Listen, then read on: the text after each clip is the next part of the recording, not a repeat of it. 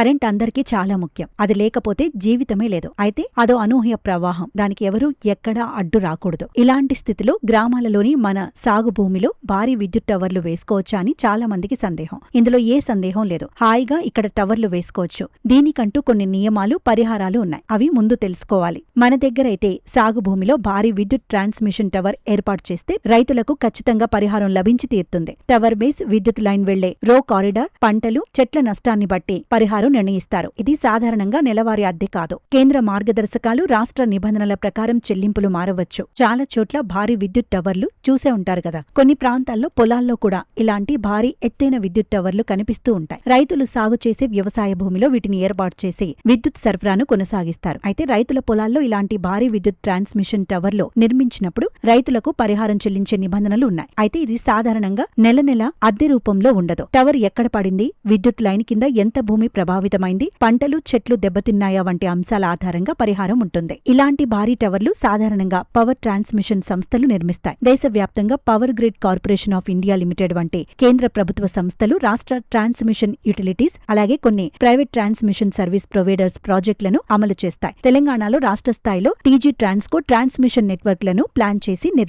నిర్వహిస్తుంది. రైతు భూమిలో టవర్ పెడితే భూమిని పూర్తిగా తీసుకుంటారా అంటే సాధారణంగా టవర్ వచ్చినంత మాత్రాన రైతు మొత్తం భూమిని ప్రభుత్వం కొనుగోలు చేయడం తప్పనిసరి కాదు. రహదారి హక్కు అంటే రైట్ ఆఫ్ వే ద్వారా లైన్ వేయడానికి, టవర్ నిర్మించడానికి అవసరమైన హక్కులు కల్పిస్తారు. కాకపోతే టవర్ కాళ్లు ఉన్న ప్రాంతంలో భూమి వినియోగంపై తీవ్రమైన పరిమితులు ఉంటాయి. లైన్ వెళ్లే కారిడార్లో కూడా కొన్ని నిర్మాణాలు, ఎత్తైన చెట్ల పెంపకం వంటి వాటిపై పరిమితులు ఉండవచ్చు. టవర్ నిర్మాణ సమయంలో పంటలు నష్టపోయినా, చెట్లు తొలగించినా ఆ నష్టానికి ప్రత్యేక పరిహారం ఉంటుంది. అదనంగా కూడా ఉండవచ్చు. సాధారణంగా ఈ నష్ట పరిహారాన్ని నెలవారీ అద్దెగా చెల్లించరు. ఇది ఇంటి స్థలాన్ని లీజ్కి ఇచ్చినట్లుగా ఉండదు. ప్రధానంగా ఒకేసారి టవర్ పరిహారం, పంటలు లేదా చెట్లకు నష్టం జరిగితే దానికి సంబంధించిన పరిహారం చెల్లిస్తారు. టవర్ మా పొలంలో ఉంది కాబట్టి జీవితాంతం ప్రతి నెల అద్దె వస్తుంది అని రైతులు అనుకోవడం సరికాదు.